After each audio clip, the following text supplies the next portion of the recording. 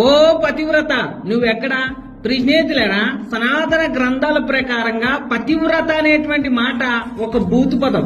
ఎందుకనంటే భయంకరమైనటువంటి పాపం వ్యభిచారం చేసినటువంటి స్త్రీల్ని పతివ్రత లిస్ట్ లో వేసేశారు.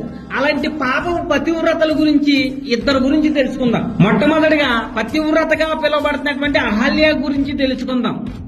దేవేంద్రుడు అహల్య భర్త అయినటువంటి గౌతముని యాశంలో దేవేంద్రుడు అహల్య దగ్గరకు వచ్చినప్పుడు అహల్యకు వచ్చిన తన భర్త కాదు అని తెలిసినా సరే అతనితో సంభోగం చేసి తన కామ కోరిక తీర్చుకుంటారు. పతివ్రతలు అంటే ఇలాగే ఉంటారా? ఈ మాటలు చెప్తుంది నేనే కాదు, చాగంటి గారు కూడా చెప్తున్నారు. ఒకసారి వినండి. దేవేంద్రుడు గౌతముడి వేషంలో అహల్య ఆశ్రమానికి వచ్చాడు. గౌతముడు స్నానం చేయడానికి వెళ్ళాడు. ఇంద్రుడు గౌతముడి వేషంలో వచ్చి నాకు కామాతురత కలిగింది, నీతో సంగమాన్ని కోరుతున్నాను అన్నాడు. ఆవిడ మహాపతివ్రత. ఆవిడికి తెలుసు వచ్చిన వాడు ఇంద్రుడు గౌతముడు కాడు అని తెలుసుకుంది. తెలుసుకుని కూడా ఆవిడికి ఇంద్రుడి మీద మనసు ఉంది. అందుకని ఇంద్రుడితో సంభోగాన్ని ఆవిడ అంగీకరించింది. ఇద్దరూ సంతోషంగా కాలాన్ని గడిపేశారు. గుర్తుపట్టలేదనడానికి ఏం లేదు. ఇంద్రుడా, నేను కృతార్థురాలనయ్యాను, నీ వలన ఇవ్వాల నేను సంగమ సుఖాన్ని అనుభవించాను, నువ్వు తొందరగా వెళ్ళిపోయి ఇక్కడ గచ్చ శీఘ్రమిత ప్రభు. చాగంటి గారు చెప్పినట్లుగా తన భర్త కాదు అని తెలిసినా గాని దేవేంద్రుడితో కామ కోరిక తీర్చుకున్నటువంటి అహల్య పతివ్రత ఎలాగవుతుంది?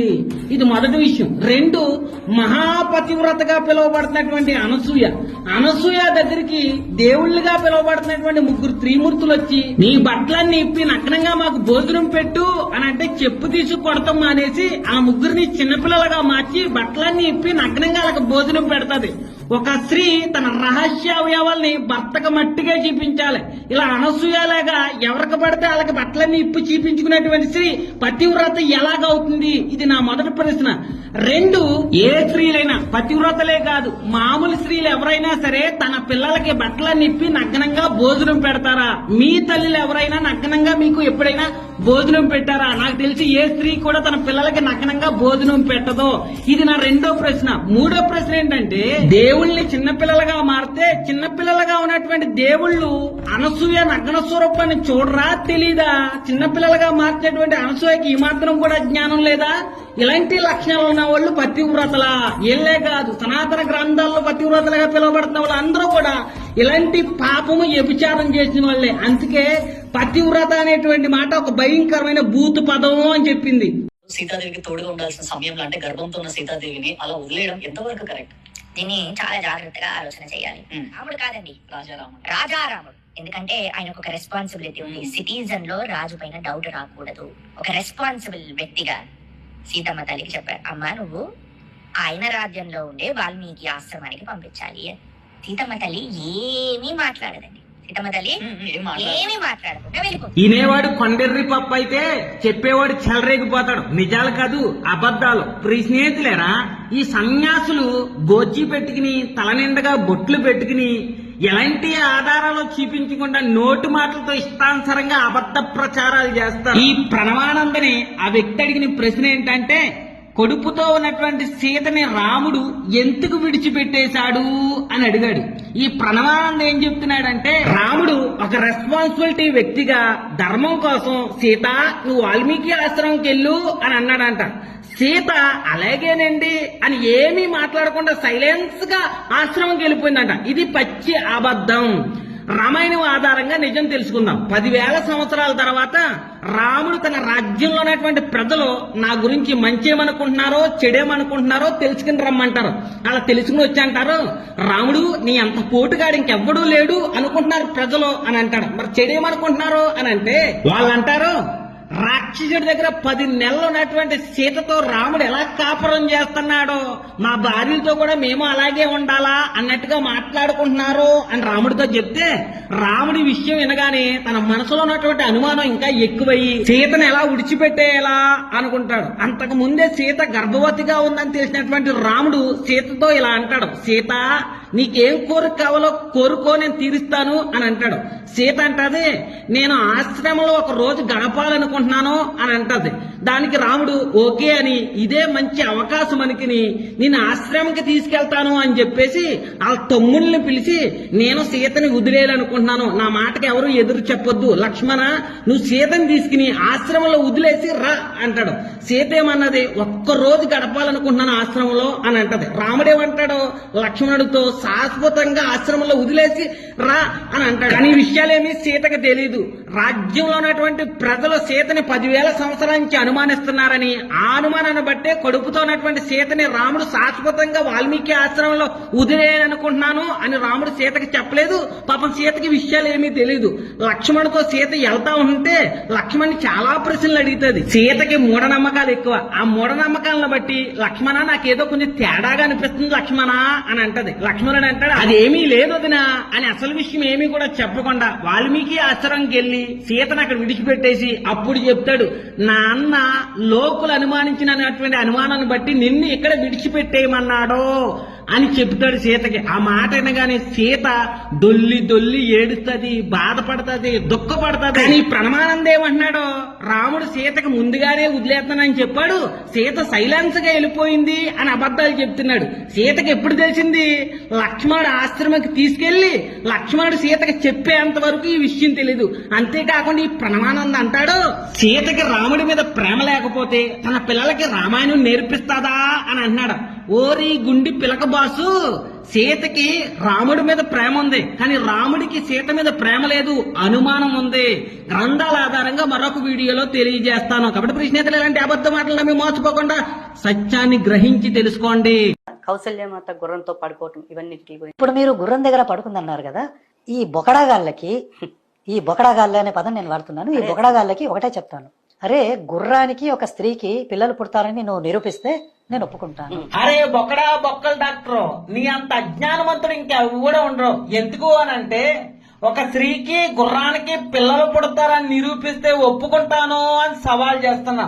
అరే బొక్కడా బొక్కలో, నీ గ్రంథాల ప్రకారంగా నేను నిరూపిస్తా. నీ సనాతన గ్రంథాల ప్రకారంగా లాజిక్ అనేది లేకుండా ఎక్కడ పడితే అక్కడ ఎవరు పడితే వాళ్ళతో సంభోగం చేసి గర్భం రప్పించి ఎలా పడితే అలాగ పిల్లలను పుట్టించటమే కాకుండా స్త్రీ గర్భంతో సంబంధం లేకుండా నీ దేవుళ్ళు మహర్షులు ఎక్కడ పడితే అక్కడ కామంతో వీర్యం కార్చుకుంటే ఆ వీర్యంలోంచి దేక్కుంటా పాక్కుంటా పిల్లలు బయటకు వచ్చారు, పుట్టారు అని రాయబడ్డది. తల్లి గర్భంతో సంబంధం లేకుండా.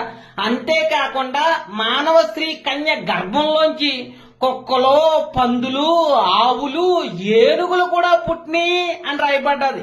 ఈ నీ సనాతన గ్రంథాల ప్రకారంగా కౌశల్యకి గుర్రానికి పిల్లలు పుడతారు. నీ ఆనందం కోసం కొన్ని విషయాలు చెప్తాను. భూదేవి పందుతో సంభోగం చేయించుకుంట వల్ల ఆ భూదేవికి నరకాసురుడు అనేటువంటి రాక్షసుడు పుట్టలేదా? విబండక మహర్షి వీర్యం తాగినటువంటి జింక గర్భవతై ఆ జింకకి మగపిల్లోడు పుట్టలేదా?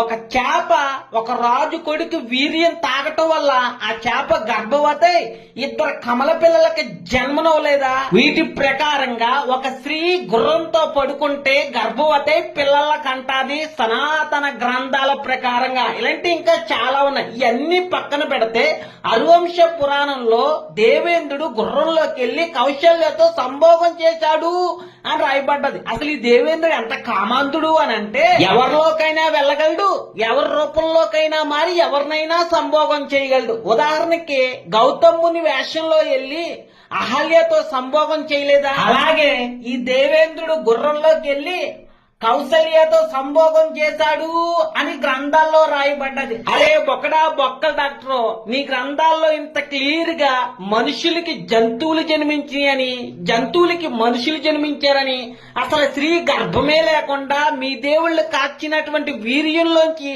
పిల్లలు కూడా పుట్టుకొచ్చారు అని రాసుంటే ఎందుకురా ఇవన్నీ దాచిపెట్టి అబద్ధ ప్రచారాలు చేస్తావు? కాబట్టి స్నేహితులారా, ఇలాంటి అబద్ధ మాటలు నమ్మి మోసపోకుండా గ్రంథాలు చదివి సత్యాన్ని తెలుసుకోండి. అలాగే నేను చెప్పిన ప్రతి మాట కూడా ఎక్కడెక్కడ ఏ గ్రంథంలో రాస్తుందో స్క్రీన్ మీద పెడుతున్నాను, కామెంట్ బాక్స్ లో పెడుతున్నాను, చదవండి, సత్యాన్ని తెలుసుకోండి. ఆంజనేయుడు ఎవడు కొడుకు? ఆంజనేయుడు తండ్రి ఎవరు? వాయుదేవుడు. వాయుదేవుడు కొడుకు. దేవుడు కొడుకు. హనుమంతుణ్ణి దేవుడిగా విగ్రహాలు పెట్టి చాలా మంది హిందువులు పూజిస్తా ఉంటారు. వానరులు చాలా మంది ఉన్నారు. వానరులందరికీ రాజు సుగ్రీవుడిని వానరులందరినీ దేవుడిగా పూజించరు గాని హనుమంతుని ఒక్కనే దేవుడిగా పూజిస్తా ఉంటారు. ఎందుకు అనంటే హనుమంతుడికి ఇద్దరు నాన్నలు ఉన్నారు. ఒక నాన్న హనుమంతుడు తల్లైనటువంటి అంజనీదేవికి తాళి కట్టి పెళ్లి చేసుకుంటే మరొక నాన్న శోభనం చేసుకున్నాడు. ఒక నాన్న పేరు కేసరి. అతని తండ్రిగా ఎందుకు పరిచయం చేశారో నాకు అర్థం కాలేదు.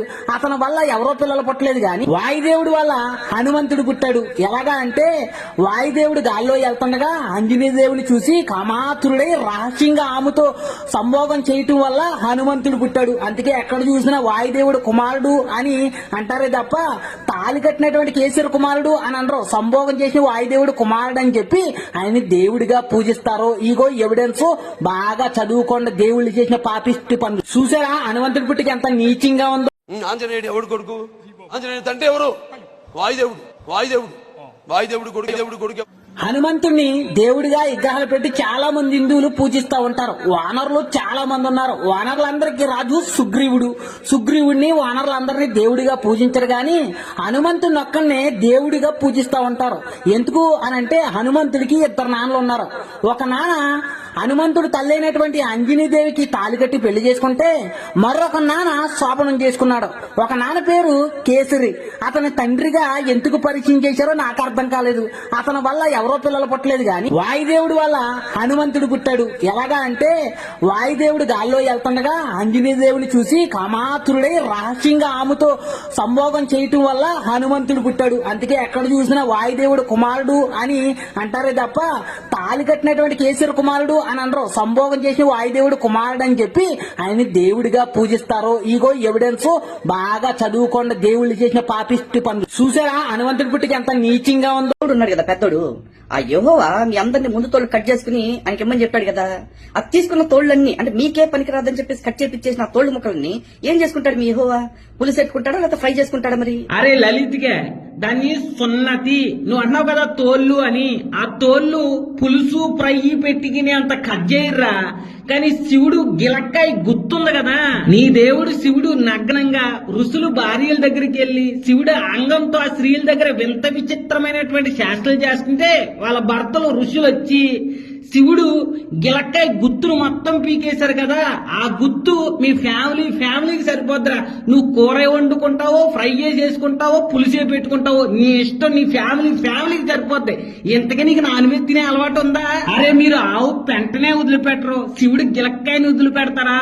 సర్లే కానరా, రామాయణంలో రాముడు సీత పక్కన ఉండగానే దేవేంద్రుడు కొడుకు కాకాసురుడు కాకి రూపంలో సీత వృక్షజాలని పొడుచుకుని తిన్నాడంట కదా.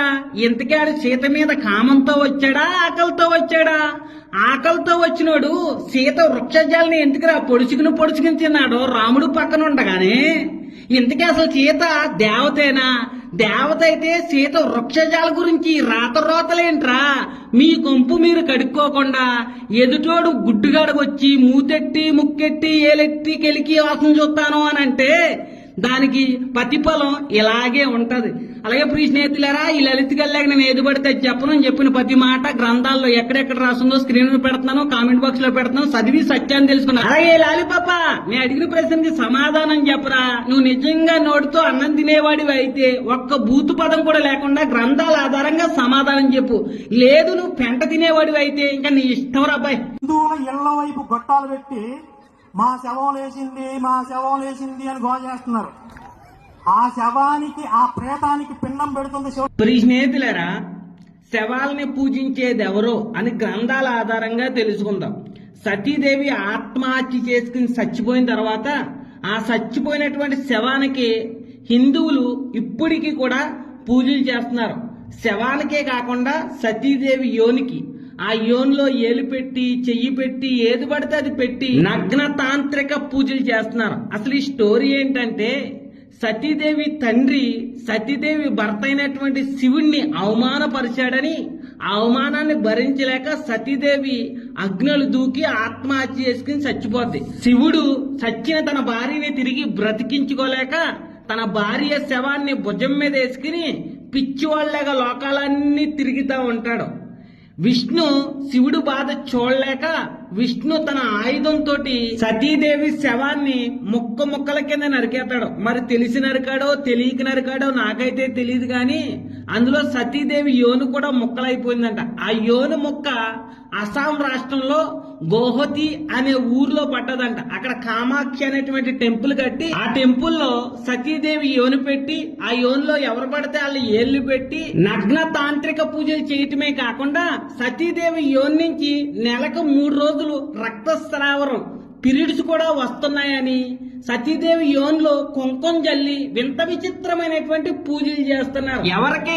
సతీదేవి శవానికి, శవం ముక్కకే. ఇప్పుడు చెప్పండి, శవాల్ని పూజించేది ఎవరో? హిందువులా, క్రైస్తవులా? ప్రియ స్నేహితులారా, ఈ కర్రిగాడు లలిత్ గాడు వాళ్ళ దేవుళ్ళ గురించి, వాళ్ళ మత గురించి, వాళ్ళ మత పెద్దల గురించి ఎంత గొప్పగా చెప్పుకున్నా మాకు ఎలాంటి అభ్యంతరం లేదు. అది కాకుండా కరోనా వచ్చినటువంటి కాకలేగా బైబిల్ గురించి తప్పుడు ప్రచారం చేస్తే ఇలాగే మీ గ్రంథాల్లో మీ దేవుళ్ళు చేసినటువంటి రొచ్చు పనులన్నీ కూడా బయట పెట్టవలసి వస్తుంది. అలాగే నేను చెప్పిన ప్రతి మాట కూడా ఎక్కడ ఏ గ్రంథంలో రాసిందో స్క్రీన్లో పెడుతున్నాను, కామెంట్ బాక్స్ లో పెడుతున్నాను. అలాగే చదువుకుని సత్యాన్ని తెలుసుకోండి. హిందువుల ఇళ్ల వైపు గొట్టాలు పెట్టి మా శవం లేచింది, మా శవం లేచింది అని గోల చేస్తున్నారు. ఆ శవానికి, ఆ ప్రేతానికి పిండం పెడుతుంది శివ. ప్రియ స్నేహితులారా, శవాల్ని పూజించేది ఎవరో అని గ్రంథాల ఆధారంగా తెలుసుకుందాం. సతీదేవి ఆత్మహత్య చేసుకుని చచ్చిపోయిన తర్వాత ఆ చచ్చిపోయినటువంటి శవానికి హిందువులు ఇప్పటికీ కూడా పూజలు చేస్తున్నారు. శవానికే కాకుండా సతీదేవి యోనికి, ఆ యోన్లో ఏలు పెట్టి, చెయ్యి పెట్టి, ఏది పడితే అది పెట్టి నగ్న తాంత్రిక పూజలు చేస్తున్నారు. అసలు ఈ స్టోరీ ఏంటంటే, సతీదేవి తండ్రి సతీదేవి భర్త అయినటువంటి శివుణ్ణి అవమానపరిచాడని ఆ అవమానాన్ని భరించలేక సతీదేవి అగ్నులు దూకి ఆత్మహత్య చేసుకుని చచ్చిపోద్ది. శివుడు చచ్చిన తన భార్యని తిరిగి బ్రతికించుకోలేక తన భార్య శవాన్ని భుజం మీద వేసుకుని పిచ్చివాళ్లాగా లోకాలన్నీ తిరుగుతా ఉంటాడు. విష్ణు శివుడు బాధ చూడలేక విష్ణు తన ఆయుధంతో సతీదేవి శవాన్ని ముక్కల కింద నరికేస్తాడు. మరి తెలిసి నరికాడో తెలియక నరికాడో నాకైతే తెలియదు గాని అందులో సతీదేవి యోను కూడా ముక్కలైపోయిందంట. ఆ యోను ముక్క అస్సాం రాష్ట్రంలో గోహతి అనే ఊర్లో పట్టదంట. అక్కడ కామాఖ్య అనేటువంటి టెంపుల్ కట్టి ఆ టెంపుల్ లో సతీదేవి యోను పెట్టి ఆ యోనులో ఎవరు పడితే వాళ్ళు ఏళ్లు పెట్టి నగ్న తాంత్రిక పూజలు చేయటమే కాకుండా సతీదేవి యోని నుంచి నెలకు 3 రోజులు రక్తస్రావరం పీరియడ్స్ కూడా వస్తున్నాయని సతీదేవి యోన్లో కుంకుమ జల్లి వింత విచిత్రమైనటువంటి పూజలు చేస్తున్నారు. ఎవరికి? సతీదేవి శవానికి, శవం ముక్కకే. ఇప్పుడు చెప్పండి, శవాల్ని పూజించేది ఎవరో? హిందువులా, క్రైస్తవులా? ప్రియ స్నేహితులారా, ఈ కర్రిగాడు లలిత్ గాడు వాళ్ళ దేవుళ్ళ గురించి, వాళ్ళ మత గురించి, వాళ్ళ మత పెద్దల గురించి ఎంత గొప్పగా చెప్పుకున్నా మాకు ఎలాంటి అభ్యంతరం లేదు. అది కాకుండా కరోనా వచ్చినటువంటి కాకలేగా బైబిల్ గురించి తప్పుడు ప్రచారం చేస్తే ఇలాగే మీ గ్రంథాల్లో మీ దేవుళ్ళు చేసినటువంటి రొచ్చు పనులన్నీ కూడా బయట పెట్టవలసి వస్తుంది. అలాగే నేను చెప్పిన ప్రతి మాట కూడా ఎక్కడ ఏ గ్రంథంలో రాసిందో స్క్రీన్లో పెడుతున్నాను, కామెంట్ బాక్స్ లో పెడుతున్నాను. అలాగే చదువుకుని సత్యాన్ని తెలుసుకోండి. భాగంగా సీతమ్మ వారిని వెతుకుతూ అన్వేషణ చేస్తూ స్త్రీలను చూడటం జరిగింది. కావాలని పని కట్టుకుని ఇక్కడ స్త్రీలు నగ్నంగా ఉన్నారు కదా, ఒకసారి చూసొద్దాం అని చెప్పి రాలేదాయన. అయితే చూసిన తర్వాత నా మనసులో ఎలాంటి వికారాలు కలగలేదు, కాబట్టి నాలో దోషం లేదు. ప్రియ స్నేహితులారా, ఈ కర్రిగాడు ఏమంటున్నాడంటే, ఆంజనేయుడు సీత కోసం లంకకి వెళ్ళినప్పుడు ఆ లంకలో ఉన్నటువంటి స్త్రీలందరూ కూడా మద్యం తాగేసి నగ్నంగా నిద్రపోతున్నారంట. మద్యం తాగేటువంటి స్త్రీలు రామాయణంలో ఉన్నారు అని మీరు గుర్తుపెట్టుకోవాలి. ఎందుకనంటే రాముడు భార్య సీత మద్యం తాగింది, శివుడు భార్య కాళిక కూడా మద్యం తాగింది.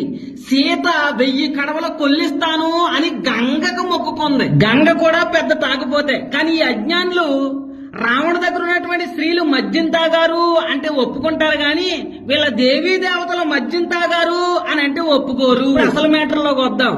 ఆంజనేయుడు ఆ నగ్నంగా ఉన్నటువంటి స్త్రీల్ని కావాలని చూడలేదు కాబట్టి నేను పాపాత్ముడిని కాదు, నాలో ఏ పాపము లేదు అని అనుకున్నాడంట. అలాగైతే భాగవతంలో కొంతమంది స్త్రీలు ఒక నదిలో నగ్నంగా స్నానం చేస్తున్నటువంటి స్త్రీల గురించి కృష్ణుడు తెలుసుకుని కావాలని ఆ నగ్నంగా స్నానం చేస్తున్నటువంటి అమ్మాయిల దగ్గరకు వచ్చి కావాలని వాళ్ళ బట్టలు ఎత్తుకుపోయి కావాలని వాళ్ళని నగ్నంగా బయటికి రమ్మని కావాలని వాళ్ళ నగ్న స్వరూపాన్ని చూశాడు. మరి కృష్ణుడు పాపాత్ముడు, దుర్మార్గుడు, దుష్టుడే కదా అవుతాడు ఈ కర్రిగాడి చెప్పిన మాటల ప్రకారంగా. అంతేకాకుండా కృష్ణుడు కొంతమంది పోకిరి ఎదవలతో కలిపి ఆ స్త్రీల నగ్న స్వరూపాన్ని ఎక్కడ పడితే అక్కడ చూసేసిన తర్వాత ఆ స్త్రీలతో అంటాడు, మీరు నగ్నంగా స్నానం చేయటం వల్ల వర్ణుడి పట్ల యమునా నది ఎడల అపరాధం చేశారు, తప్పు చేశారు, పాపం చేశారు అని అంటాడు. కృష్ణుడు పోకిరి యాదవులతో కలిపి ఆ స్త్రీల్ని నగ్నంగా చూడటం, ఏడిపించడం తప్పు కాదంట. ఆ స్త్రీలు నగ్నంగా స్నానం చేయటం తప్పంట. ఇలా దేవుళ్ళు దేవతల్లో మొట్టమొదటిగా శివుడు బట్టలన్నీ ఇప్పేసుకుని నగ్నంగా అంగం పట్టిన ఋషుల భార్యల దగ్గరికి వెళ్ళటం తప్పు కాదంట. శివుడు భార్య కాళిగా నగ్నంగా రాక్షసులతో యుద్ధం చేయటం కూడా తప్పు కాదంట. శివుడు భార్య సతీదేవిని నగ్నంగా నిలబెట్టి ఎక్కడ పడితే అక్కడ ఏలు పెట్టి నగ్న పూజలు చేయడం తప్పు కాదంట. శివుడు భక్తులు అఘోరాలు ఎక్కడ పడితే అక్కడ నగ్నంగా తిరగటం కూడా తప్పు కాదంట. గాని స్త్రీలు నదిలో నగ్నంగా స్నానం చేయటం తప్పు అంట.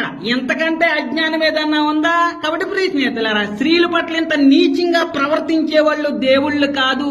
వీళ్ళకి దేవుళ్ళు అని చెప్పడానికి ఎలాంటి అర్హత లేదు అన్నటువంటి సత్యాన్ని గ్రహించి తెలుసుకోండి. అలాగే నేను చెప్పిన ప్రతి మాట ఎక్కడెక్కడ రాసిందో స్క్రీన్ పెడుతున్నాను, కామెంట్ బాక్స్ లో పెడుతున్నాను, చదువుకుని సత్యాన్ని తెలుసుకోండి. అతి జ్ఞానం దేవుడు మీకు కలగజేయాలని మనస్ఫూర్తిగా కోరుకుంటున్నాను. ఆమేన్. అది యెహోవా అందరికీ చూసేటట్టుగా నీ మానము లంగాను ఎత్తుచున్నాను అని చెప్పేసి అంటారు. అధిక జారత్వం చేశావు కాబట్టి ఈ లంగా పైకెత్తి నీ మానాన్ని ప్రజలందరికీ చూపిస్తాను. ప్రియ స్నేహితులారా, బైబిల్లో దేవుడు ఎవరు లంగా ఎత్తలేదు, లింగి లాగలేదు. ఆ వాక్యం అసలు స్త్రీల గురించే కాదు, ఒక ఊరు గురించి అలంకార లాంగ్వేజ్ లో రాయబడినటువంటి వాక్యం. కానీ సనాతన గ్రంథాల్లో పతివ్రత అనసూయ అని చెప్పుకున్నటువంటి స్త్రీని పరీక్షించడానికి ముగ్గురు కామాంధులైనటువంటి త్రిమూర్తులు ఆమె ఇంటికి వెళ్లి ఆమెని బట్టలన్నీ ఇప్పమని లంగా కాదు మొత్తం సెడ్డి కూడా ఇప్పేసి నగ్నంగా మాకు భోజనం పెట్టమని అడుగుతారు. బట్టలిప్పి నగ్నంగా స్త్రీ భోజనం పెట్టడం ఏంటి? అసలు ఈ నగ్న పరీక్షలు ఏంట్రా బాబు? మీ దేవుళ్ళకి కామము అశ్లీలత అనేది లేకపోతే ఏ పని చేయరా? అయితే మీ దేవుళ్ళు బట్టలిప్పి నగ్నంగా తిరుగుతారు, లేదా స్త్రీని బట్టలిప్పి చూపించమంటారు. అనసూయని నగ్నంగా భోజనం పెట్టమన్నటువంటి ఈ త్రిమూర్తుల్ని ఏ చెప్పుతో కొట్టాలి? ఈ మాట నేనంట్లా, మీ ప్రవచనకర్తలైనటువంటి గరికపాటి గారు, చాగంటి గారు అన్నారా? ఏనండి. అందుకోసం బ్రహ్మ విష్ణు మహేశ్వరులు ముగ్గురు కూడబలుక్కుని వీళ్ళ ఇంటికి అతిథులుగా వచ్చారు. కూర్చోండి అన్నారు. అనసూయ వడ్డించింది. వడ్డించాక అప్పుడు వడ్డించడం మొదలు పెట్టాక షరతు పెట్టారు. అమ్మా నువ్వేం అనుకోవద్దు, పతివ్రతవి, కానీ మా పద్ధతి మాకుందమ్మా, మాకు వడ్డించే ఆడవాళ్ళు ఎవరైనా సరే దిగంబరంగా వడ్డించాలి అన్నారు. అడ్డంగా నరికేయద్దు. మనుషుల అనుమానం ఏమైనా ఉందా? త్రిమూర్తులైతే మనకే, ఎవడైతే మనకే. ఇదే షరతు. ఇంటికి వెళ్ళి ఆ ఇల్లాలు వడ్డిస్తూ ఉంటే దిగంబరంగా వడ్డించాలని అడుగుతారా? అడిగారండి. ముగ్గురు కలిసి బ్రాహ్మణ రూపాల్లో అత్రి మహర్షి ఆశ్రమానికి వచ్చారు. వాళ్ళు ముగ్గురు అన్నారు, మేము ఒక నియమం పెట్టుకున్నాం, మేము తీసుకుంటాం పదార్థం, కానీ మాకు వడ్డన చేసేటటువంటి ఇల్లాలు, ఏ ఇంట మేము వడ్డన చేస్తున్నామో ఆ ఇంటి ఇల్లాలు ఒంటి మీద బట్ట లేకుండా దిగంబరంగా మాకు వడ్డన చెయ్యాలి. అలా అయితేనే మేము భోజనం చేస్తాం, లేకపోతే చెయ్యం. ఎక్కడైనా ఉంటుందా లోకంలో ఇలాంటి నియమాలు? అసలు ఇలాంటి నియమాలు ఉంటాయా? పరస్త్రీని అవమానించేటటువంటి లక్షణం ఉన్న ధర్మమే మన ధర్మం. అసలు అలా అడుగుతారా? అందులో త్రిమూర్తులు అలా అడుగుతారా? చాగంటి గారు అడిగారంటే బాబు, బైబిల్లో లంగాలని లేకపోయినా గాని వీళ్ళ భక్తులు అబద్ధ ప్రచారాలు చేస్తారు. కానీ మీ దేవుళ్ళు స్త్రీలు షెడ్యూలు కూడా పీకేసి నగ్నంగా భోజనం పెట్టమన్నటువంటి ఈ కామదేవుళ్ళ గురించి ఏమో మీరు దాచి పెడతారు. అడుగు స్నేహితులారా, గ్రంథాలు చదవండి, సత్యాన్ని తెలుసుకోండి. యాక్చువల్లీ ప్రవచనకారుల ఉద్దేశాన్ని నేను పెద్ద నెగిటివ్ గా తీసుకోవట్లేదు. కొంచెం వాళ్ళు ఏమనుకుంటున్నారు, చాలా మంది అంటున్నారు కదా, రాముడు తిన్నాడు, క్షత్రియుడు కాబట్టి తింటే తిన్నాడు రాబోయే తప్పేంది అన్న కోణంలో చెప్పుండొచ్చు. కానీ రామాయణ గ్రంథం పరంగా చూసుకుంటే కనుక ఎక్కడ రాముడు తిన్నట్లయితే ఎటువంటి ఆధారాలు లేవు. ఏ లలిత్ గాడు పందిని నంది అని అందరినీ నమ్మించడం కోసం ఎంతకన్నా దిగజారుతాడో, ఎన్ని అబద్ధాలైనా ఆడతాడు. అరే లలిత్ గా, బైబిల్లో ఉన్నటువంటి వాక్యాన్ని వక్రీకరిస్తావు, మీ గ్రంథాల్లో ఉన్నవి లేవని అబద్ధ ప్రచారాలు చేస్తావు, ఆఖరికి మీ ప్రవచనకర్తలు చెప్పిన మాటలు కూడా వక్రీకరిస్తున్నావు కదరా. చాగంటి గారు, గరికిపాటి గారు ఎవడో చెప్పిన మాటలని రాముడు మాంసం తింటే తినొచ్చు అని చెప్పలేదురా దరిద్రుడా. ఖచ్చితంగా రాముడు మాంసం తిన్నాడో, అంతేకాదు కృష్ణుడు కూడా మాంసం తిన్నాడో అని చెప్పడమే కాకుండా చాగంటి కోటేశ్వరరావు గారు అయితే ఆ యొక్క శ్లోకాలు చదివి రాముడు ఎక్కడెక్కడ ఎలా వేటాడాడో, పందిని దుప్తిని చంపి కాల్చి రాముడు, సీత, లక్ష్మణుడు లక్ష్మణుడు ఉప్పు కారం కూడా వేసుకోకుండా వాటి మాంసాన్ని ఎలా తిన్నారో చాగంటి గారు చెప్పారు. ఇను ఇదే రాముడు బాగా ఆకలేసింది, సీతమ్మంది చాలా ఆకలేస్తోందండి అంది. లక్ష్మణుడు అన్నాడు, అన్నయ్య ఆకలేస్తోంది అన్నయ్య అన్నాడు. ఏం పళ్ళు లేవు, కాయలు లేవు. అప్పుడు రాముడు ఏం చేశాడంటే బాణం చేత్తో పట్టుకుని రామలక్ష్మణులు ఇద్దరూ వెళ్లి ఒక లేడిని ఒక దుప్పిని వేటాడి తీసుకొచ్చి దాని తోలు ఒలిచేసి అగ్నిహోత్రంలో పచనం చేసి ఆ మాంసం తిన్నారు. వెంటనే నాకు తెలుసు మీరు అబ్బా రాముడు అలా చేయడం ఏమిటండి అంటారు, కానీ అది క్షత్రియ ధర్మం. క్షత్రియుడు అలా తింటాడు మాంసం, అది ఆయన చెయ్యవలసిన పనే. మాంసాహారం తింటారు రాజులు, మృగాన్ని వేటాడతారు, తింటారు. అరే లలిత్గా విన్నావా, రాముడు క్షత్రియుడు, మాంసం తింటాడో అని రామాయణంలో ఉన్నటువంటి విషయాలే ఆయన చెప్పాడు. ఈ కాలంలో టెక్నాలజీ పెరిగి వీడియోల ద్వారా ఎవడు నిజం చెప్తున్నాడో ఎవడు అబద్ధం చెప్తున్నాడో వీడియోల ద్వారా తెలుసుకోగలుగుతున్నాం. ఇలాంటి కాలంలోనే నువ్వు అబద్ధ ప్రచారాలు చేస్తున్నావు అనంటే వీడియోలు లేని కాలంలో ఎన్ని అబద్ధ ప్రచారాలు చేసి ఎంతమందిని మోసం చేశావో. కాబట్టి ప్రియ స్నేహితులారా, ఇలాంటి వాళ్ళ మాటలు నమ్మితే సంకనాగిపోతారు. గ్రంథాలు చదివి సత్యాన్ని తెలుసుకోండి. రేతస్ విడిస్తే దాన్ని చేప కడుపులో బిడ్డ పుడితే ఆ బిడ్డను పెంచుకోవచ్చా? ఆయన చేపకి హస్బెండ్ ఉంటాడా? హస్బెండ్ అన్నా జంతువులయ్యా అవి, ఎవరితో పడితే వాళ్ళతో సంభోగం చేస్తాయి. ఈ మాత్రం కామన్ సెన్స్. అరే బొక్కల డాక్టర్, నువ్వు నిజంగా డాక్టర్ చదువవా? నీకు అసలు కామన్ సెన్స్ ఉందా? 2 చేపలు సంభోగం చేసుకుని గర్భవతి చేప పిల్లలకి జన్మనిస్తే మాకు ఎలాంటి అభ్యంతరము లేదు. కానీ మీ గ్రంథాల్లో మనిషి వీర్యాన్ని చేప తాగి గర్భవతి మనిషి పిల్లలకి జన్మనిచ్చింది. మనిషి వీర్యం తాగితే మనిషికే గర్భం రాదు కదా, అలాంటిది మనిషి వీర్యం తాగితే చేపకి గర్భం ఎలా వచ్చింది? ఈ నీచమైనటువంటి స్టోరీ శ్రీదేవి భాగవతంలోను మహాభారతంలో ఉంటది. ఒక రాజు భార్య తన కామ కోరిక గురించి భర్తకు చెప్తే అదే సమయానికి రాజు తండ్రి ఆ రాజుని పితృకార్యం కోసం నువ్వు అడవికెళ్లి మృగాల్ని ఆటాడికిరా అని అంటాడు. తండ్రి చెప్పిన మాట కోసం భార్య కోరిక తీర్చకుండా అడవికి వెళ్తాడు. అడవికి వెళ్ళిన తర్వాత తన భార్య మీద ఉన్నటువంటి కామ కోరికతోటి బ్రహ్మ పార్వతిని చూసి ఎలాగైతే కార్చుకున్నాడో, శివుడు మోహినిని చూసి ఎలాగైతే కార్చుకున్నాడో, అదే విధంగా ఆ రాజు భార్య మీద ఉన్నటువంటి కామంతో వీర్యం కార్చుకుంటాడు. ఆ కార్చుకున్నటువంటి వీర్యాన్ని ఆకుల్లో పొట్లం కట్టి గెత్తకిచ్చి నా భార్యకి ఇచ్చి రమ్మని చెప్తాడు. ఇక్కడ నాకు అర్థం కాని విషయం ఏంటంటే ఆ వీర్యాన్ని తన భార్య ఏం చేస్తుంది? తాగుతుందా నాగుతుందా? కామెంట్ బాక్స్ లో నాకు తెలియజేయండి. ఆ వీర్యాన్ని పట్టుకెళ్తున్నటువంటి గెత్తని మరొక గెత్త చూసి ఇదేదో తినే వస్తువు అనుకుని లాక్కునే ప్రయత్నం చేసినప్పుడు ఆ వీర్యం నీటిలో పడిపోద్ది.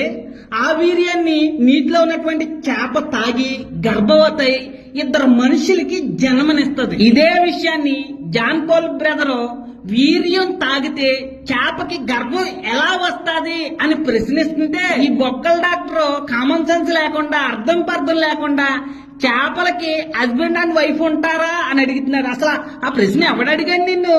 అంతేకాకుండా అవి జంతువులు అని అన్నాడు. అరే బాబు బొక్కలో, నువ్వు గ్రంథాలు చదవరా బాబు, అవి జంతువులు కాదు. మీ దేవుళ్ళు మునులు అప్సరసల్ని శపిస్తే వాళ్ళ జింకలుగా కోతులుగా చేపలుగా మారిపోయారు అని మీ గ్రంథాల్లోనే రాసుంది. అలాగే మనుష్యుల వీర్యం, అసలు వీర్యం తాగితే జింకలో చేపలో మనుషులైనా గర్భవతులు అవుతారా? దీనికి సమాధానం చెప్పు. ప్రియ స్నేహితులారా, రాముడు ఒక కామ పిచాచని, రాముడికి అమ్మాయిల పిచ్చి మామూలుగా లేదు అని 2 వీడియోలు తీశాను. ఈ వీడియోలో రామాయణంలో రాక్షసిగా పిలువబడినటువంటి శూర్పణఖ కామ కోరిక తీర్చడం కోసం రాముడు శూర్పణఖని కుబ్జాగా మార్చేలా కబ్జా చేశాడో గ్రంథాల ఆధారంగా తెలియజేస్తాను. హిందీలో బ్రహ్మ వైవర్త పురాణ్, ఉత్తరాఖండ్ శ్రీకృష్ణ జన్మకాండ్ లో కృష్ణుడు కుబ్జా ఇంటికి వెళ్లి కుబ్జాతో ఇలా అంటున్నాడు, ఏ మహాబాగ్ ఏ సుందరి జాగీర్ మేరా సాత్ సంభోగ్ కరో క్యూంకి तू पूर्व जन्म में रावण का भगनी शूर्पणखा थी, ये कांति राम जन्म में तू मेरे लिए तप किया था, इसी परिवाही से ये जन्म में कृष्ण रूप में मिला. తెలుగులో చెప్తాను. కృష్ణుడు రాత్రిపూట కుబ్జా ఇంటికి వెళ్లి ఎంతో ప్రేమగా అందంగా ఆమెను పలకరిస్తా, నువ్వు నాతో సంభోగం చేయి, ఎందుకనంటే పూర్వజనంలో నువ్వు రాముడు చెల్లు శూర్పణఖవే, నువ్వు నా కోసం తపస్సు చేశావు, పెళ్లి చేసుకోవాలనుకున్నావు, దానికి ప్రతిఫలంగా ఈ జనములో కృష్ణుడి రూపంలో నీ కామ కోరిక తీర్చడానికి వచ్చాను అని చెప్పి కుబ్జాకి చెప్పి కుబ్జాతో రాత్రి పగలు సంభోగం చేశాడంట. ఆ సంభోగానికి కుబ్జా మూర్ఛొచ్చి పడిపోయిందంట. ఇదే విధంగా భూదేవుతో వరాహవతారంలో ఉన్నటువంటి విష్ణు సంభోగం చేసినప్పుడు భూదేవు కూడా మూర్ఛొచ్చి పడిపోయిందని శ్రీ దేవి భాగవతంలో రాసింది. స్త్రీకి మూర్ఛొచ్చేంత వరకు కూడా సంభోగం చేసేటువంటి గొప్ప టాలెంట్ సనాతన దేవుళ్ళకి తప్ప మరెవ్వరికి ఉండదు. సంభోగ టాలెంట్, అంత టాలెంట్ కలిగిన వాళ్ళు సనాతన దేవుళ్ళు. ఇదే విధంగా పోతన భాగవతంలో కుబ్జా ఇంటికి వెళ్లి కృష్ణుడు కుబ్జా కామ కోరిక తీర్చాడు అని పోతన భాగవతంలో కూడా రాసింది. రామాయణంలో ఉన్నటువంటి రాముణ్ణి శూర్పణఖ అనేటువంటి రాక్షసి రాముణ్ణి కామిస్తే ఆ విషయాన్ని రాముడు గుర్తుపెట్టుకుని కృష్ణుడి అవతారంలో ఆ రాక్షసిని కుబ్జాగా అందమైన అమ్మాయిగా చేసి ఆ రాక్షసి కామకోరిక తీర్చాడు అని అంటే రాముడు కామ పిచాచా కాదా? రాముడికి అమ్మాయిల పిచ్చి ఉందా లేదా అనేటువంటి విషయాన్ని మీరే ఆలోచించి కామెంట్ ద్వారా తెలియజేయండి. అలాగే నేను చెప్పిన ప్రతి మాట కూడా స్క్రీన్ మీద పెడుతున్నాను, కామెంట్ బాక్స్ లో పెడుతున్నాను. చదువుకిని సత్యాన్ని తెలుసుకోండి. రాముణ్ణి చూసి పురుషులు మోహించారు. పురుషులు మోహించడం కాదు, అన్నీ విడిచిపెట్టి అరణ్యానికి వెళ్లి తపస్సు చేసుకుంటున్నటువంటి మునులు మోహించారు. మగవాళ్లు మోహించిన దివ్యమంగళ స్వరూపం ఆ స్వరూపం. ప్రియ స్నేహితులారా, రాముడికి అమ్మాయిల పిచ్చి మామూలుగా లేదు. ఎంత పిచ్చి అని అంటే పురుషులైనటువంటి మగవాళ్ళని ఆడవాళ్ళుగా మార్చి అలా కామ కోరికలు తీర్చే అంత పిచ్చి రాముడికి. ఈ మాటలకి ఆధారం డిచ్కీ బాబా, చాగంటి గారు, గరికిపాటి గారు చెప్పినటువంటి మాటలే ఆధారం. ఇలా ముగ్గురు ఏం చెప్తున్నారు అని అంటే రామాయణంలో ఉన్నటువంటి రాముడి అందానికి పురుషులు, మునులు, మహర్షులైనటువంటి మగవాళ్ళు రాముడి అందానికి కామాతురులయ్యారంట. మళ్ళీ చెప్తున్నా, మగవాళ్ళు మరో మగాడైనటువంటి రాముడి అందానికి కామాతురులయ్యారంట. ఇంతవరకు నేను శివుడు విష్ణు మట్టుకే తేడా అనుకున్నాను, కానీ రామాయణంలో రాముడితో సహా అందరూ తేడానే. రాముడు కామించినటువంటి మగవాళ్ళందరినీ రాముడు గుర్తుపెట్టుకుని కృష్ణుడి అవతారంలో మగవాళ్ళందరినీ ఆడవాళ్ళుగా పుట్టించి వాళ్ళ కామ కోరికలు తీర్చాడంట రాముడు. ఈ మాటలు నేను చెప్పట్లా, మీ ప్రవచనకర్తలే చెప్తున్నారు, ఒక్కసారి వినండి. వేల మంది రాముడిని చూసి మోజులో పడి మహర్షులు మేము నీకు భార్యలు కావాలి, జీవితాంతం నీతో ఉండాలంటే సరే అన్నాడు. ఆయన రామావతారంలో కుదిరేది కాదు, కృష్ణావతారం ఎత్తాడు వాళ్ళ కోసం. వాళ్లే 16,000 మంది స్త్రీలు. తర్వాత ఈ భార్యలు వీళ్ళంతా ఎవరు? నరకాసురుడి యొక్క చెరలో ఉన్నవాళ్ళు. అంతకుముందు ఎవరు? వీళ్ళంతా రామాయణంలో ఋషులు. అక్కడ ఋషులు రామచంద్రమూర్తితో సాంగత్యాన్ని కోరుకున్నారు, ఈ జన్మలో భార్యలుగా వచ్చారు. ఈ స్త్రీలందరూ వారి చేత చెరపట్టబడ్డారు. వాళ్ళందరినీ ఉద్ధరించడానికి వివాహం చేసుకున్నాడు. అటు పూర్వ అవతారంలో ఇచ్చిన మాట నిలబెట్టుకున్నట్టు వీళ్ళని ఉద్ధరించినట్టు. రామావతారంలో ఎంతోమంది రాముడిని చూసి మోహంలో పడ్డారు, స్త్రీలు కాదు పురుషులు కూడా, మునులు కూడా. ఆ దివ్యమంగళ స్వరూపం అటు వాళ్ళందరూ మనస్సుల్లో సంకల్పించారు, ఈ జన్మకి ఈయన ఏకపత్ని వ్రతం అంటున్నాడు, సీతాదేవి ఒక్కతిగా ఛాన్స్ మనకి లేదు ఇక్కడ, నేను స్త్రీనే పుడితే బాగుండు అని కొందరు ఈయన చేసుకునేవాళ్ళం కదా. నేను స్త్రీనైనా సరే నేను ఎప్పటికే పెళ్ళి అయిపోయింది కదా ఈయన చేసుకుంటే బాగుండు అని కొందరు రకరకాలుగా ఆలోచనలో పడితే ఆ సంకల్పాలు ఫలించి తర్వాత 16,000 మంది వచ్చారమ్మా. ఇది భాగవతంలో చెప్పిన. పురుషులు కామ కోరికలు తెచ్చిన కామాంధుడైన రాముడు. మరొక వీడియోలో రావణుడి చెల్లి శూర్పణఖ కామ కోరిక తీర్చడం కోసం రాముడు శూర్పణఖని కుబ్జాగా పుట్టించి ఎలా కబ్జా చేశాడో గ్రంథాల ఆధారంగా తెలియజేస్తా. ప్రియ స్నేహితులారా, 62 ఏళ్ల ముసల తాత 13 ఏళ్ల అమ్మాయిని అత్యాచారం చేశాడు. ఇంతకంటే నీచాతి నీచమైన పనులు సనాతన గ్రంథాల్లో దేవుళ్ళు చేశారు. ఏమేం నీచమైన పనులు చేశారో గ్రంథాల ఆధారంగా మీకు తెలియజేస్తాను. దక్ష ప్రజాపతి కూతురు, శివుడు మొదటి భార్య, బ్రహ్మ మనవరాలైనటువంటి సతీదేవిని బ్రహ్మ చూసి కామాతురుడయ్యాడంట. సతీదేవి అగ్నికి ప్రదక్షిణం చేస్తున్నటువంటి సమయంలో ఆమె వస్త్రం పక్కకు తొలగిందంట. పక్కకు తొలగినటువంటి వస్త్రాన్ని చూసినటువంటి బ్రహ్మ కామాతురుడై వికలమైనటువంటి మనసు గలవాడే ఆమె ఇతర అవయవాలను కూడా చూడాలనుకున్నాడంట.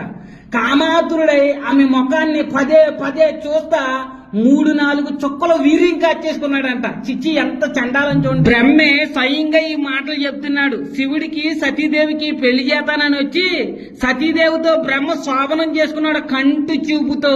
సతీదేవి మీద ఉన్నటువంటి కామంతో 3-4 చుక్కలు వీర్యం కాచేయడంట. ఇలాంటి కామాంధుడైనటువంటి బ్రహ్మ ఈ సృష్టిని చేశాడా?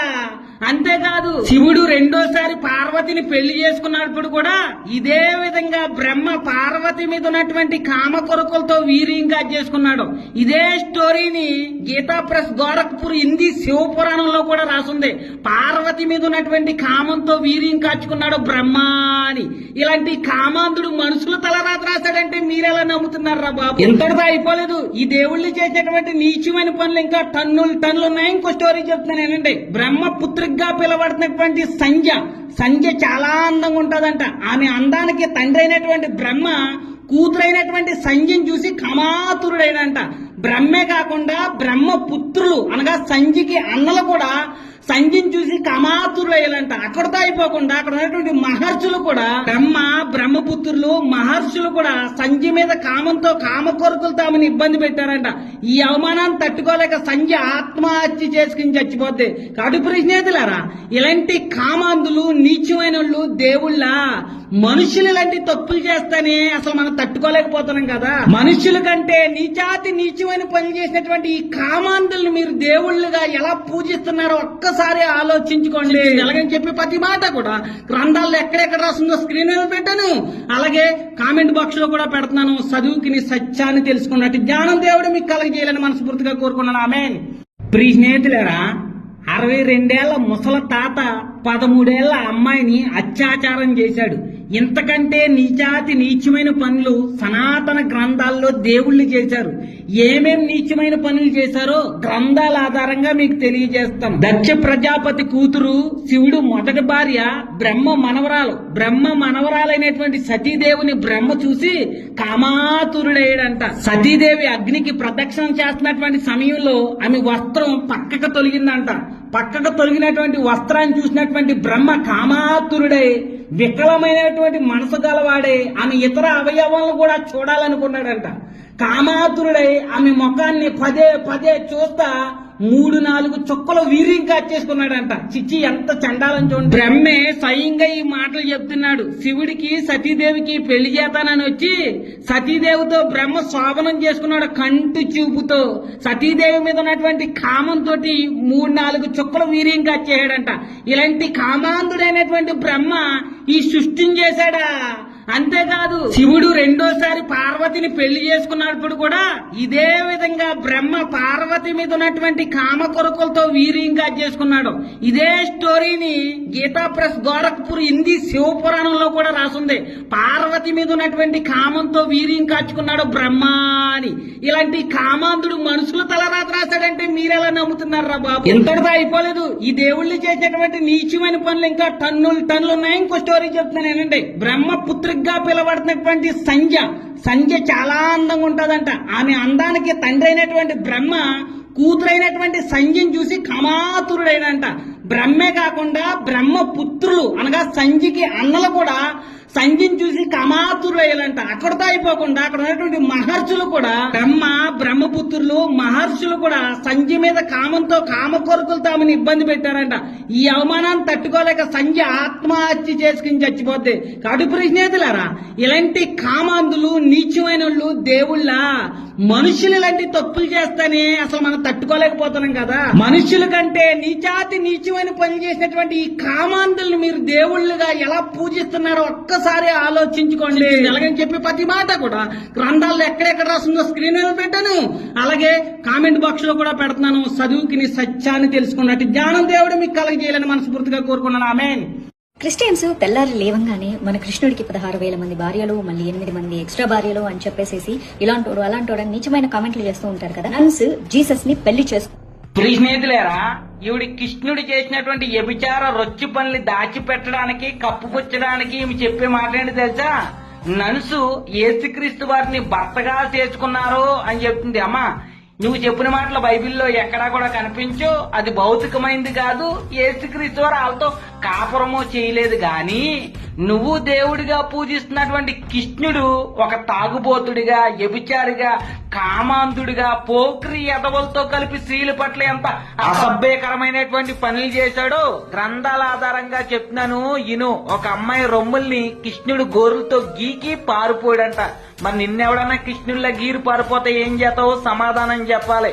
ఒక అమ్మాయికి లిప్ కిస్ పెట్టేసి పారిపోయాడంట. మరి నిన్నెవడన్నా అలా పెడితే ఏం చేస్తావు నువ్వు సమాధానం చెప్పాలి. ఒక అమ్మాయి బలిష్ట అవుతే, పుష్పవత అవుతే ఆ ప్లేస్ ఎక్కడుందో చెప్పు అని అన్నాడంట. అలాగే కృష్ణుడిలాగా ఎవడన్నా నిన్ను ఆ ప్లేస్ అడిగితే ఆ ప్లేస్ ని చీపెడతావా, లేకపోతే అలా అడిగిన చెప్పు తీసి కొడతావో సమాధానం చెప్పాలి. ఒక అమ్మాయి దొడ్లో నగ్నంగా స్నానం చేస్తుంటే కృష్ణుడు ఆవిడ బట్టలు ఎత్తుకుని వెళ్ళిపోయాడంట. మరి నువ్వు స్నానం చేస్తున్నప్పుడు ఎవడన్నా బట్టలు ఎత్తుకుపోతే మనుషులు పిలిపించాన్ని కుమ్మేస్తావా, లేకపోతే కృష్ణుడి చిలుపు టేస్ట్లు అని వదిలేస్తావో సమాధానం చెప్పాలి. ఒక అమ్మాయి రొమ్ముల్ని, పిర్రల్ని ఎక్కడ పడితే అక్కడ గోరులతో గీకేసి ఆమెతో సంభోగం చేశాడంట. మరి దీనికి నువ్వు సమాధానం ఏం చెప్తావో చెప్పాలి.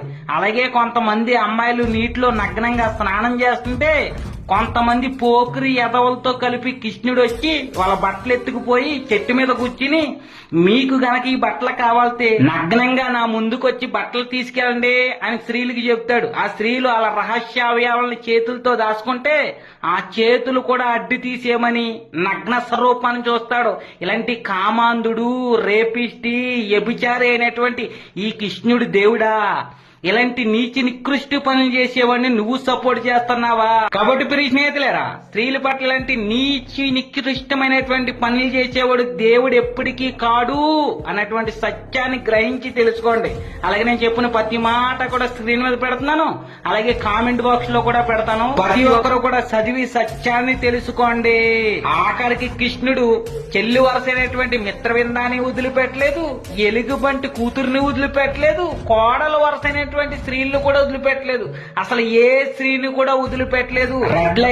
రెడ్ లైట్ ఏరియానే మెయింటైన్ చేశాడు. ఇలాంటి కామాంధుడిని దేవుడు అంటున్నారంటే మీ అంత అజ్ఞానమంతులు ఇంకెవరు ఉండరురా బాబు.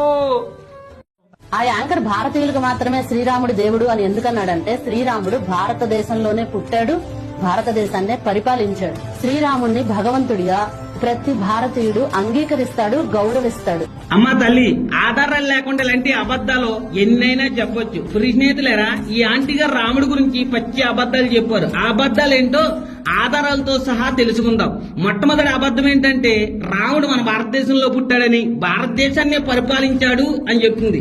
అమ్మా, రాముడు మన భారతదేశంలోనే కాదు ఈ భూ ప్రపంచంలో పుట్టినట్టు, రాజుగా పరిపాలించినట్టు, కొన్ని వేల వందల కోట్ల బాణాలేసి రాక్షసుల్ని చంపినట్టు ఎలాంటి ఆధారాలు లేవు. నాకున్న డౌట్ ఏంటంటే అసలు అన్ని లక్షల బాణాలు ఈ అడవి నుంచి తీసుకొచ్చి ఎవరు తయారు చేసి రాముడికి ఇచ్చారో నాకైతే తెలియదు, కానీ ఆ బాణాల్లో ఒక బాణం ముక్క కూడా దొరకలేదు. రాముడికే కాదు, అసలు మీ గ్రంథాల్లో మీ దేవుళ్ళు ఎవ్వరికి కూడా ఎలాంటి ఆధారాలు లేవు. ఇవన్నీ కల్పిత కథలని, వీటికి ఏటికి కూడా ఎలాంటి ఆధారాలు లేవు అని మేం చెప్పట్లేదు, మీ హిందువులే చెప్తున్నారు. ఒకసారి ఈ వీడియో చూడండి. ఇంకో మాట కూడా చెప్పనియండి, నన్ను సనాతన ధర్మమే నిజం అని కూడా ఎవరు ప్రూవ్ చేయలేదు. అంటే కొందరు అడిగారనమాట, రామాయణం జరిగినట్టు ఆర్కియలాజికల్ ఎవిడెన్స్ ఉందా అంటే దొరకడం కష్టం అండి.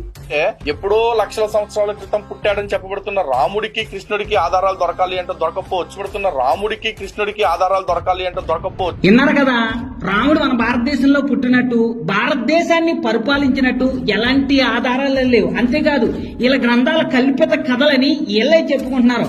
అలాగే ఈ ఆంటీ గారు చెప్పినటువంటి రెండో అబద్ధం ఏంటంటే రాముడిని ప్రతి భారతీయుడు కూడా దేవుడిగా అంగీకరిస్తారంట, గౌరవిస్తారంట. ఇంతకంటే పచ్చి అబద్ధం మరి ఇంకోటి లేదు. ఎందుకనంటే మన భారతదేశంలో రాముడిని నమ్మని వాళ్ళు ఉన్నారు, రాముడిని అసహించుకునే వాళ్ళు ఉన్నారు, రాముడిని అవమానపరిచే వాళ్ళు ఉన్నారు, అసలు రాముడే లేడు అన్న వాళ్ళు మన భారతదేశంలో బోల్డ్ మంది ఉన్నారు. ఉదాహరణకి తమిళనాడులో రాముడి ఫోటోని ఒక కర్ర కట్టి చెప్పులతో కొట్టి అంటించేశారు. నిజంగా ఈ ఆంటీ గారు చెప్పినట్టుగా రాముడిని ప్రతి భారతీయుడు కూడా దేవుడిగా అంగీకరించి గౌరవిస్తే ఇలా రాముడిని ఎందుకు అవమానపరుస్తారు? కాబట్టి ప్రియ స్నేహితులారా, ఇలాంటి అబద్ధ మాటలు, కల్పిత కథలో నమ్మి మోసపోవద్దు. సత్యాన్ని గ్రహించి తెలుసుకోండి. అతి జ్ఞానం దేవుడు మీ అందరికీ కలగజేయాలని మనస్ఫూర్తిగా కోరుకుంటున్నాను. అలాగే లాస్ట్ గా ఈవిడ ఇంకా కొన్ని అబద్ధాలు ఆడారు. ఆ అబద్ధాల గురించి మరొక వీడియోలో తెలుసుకుందాం.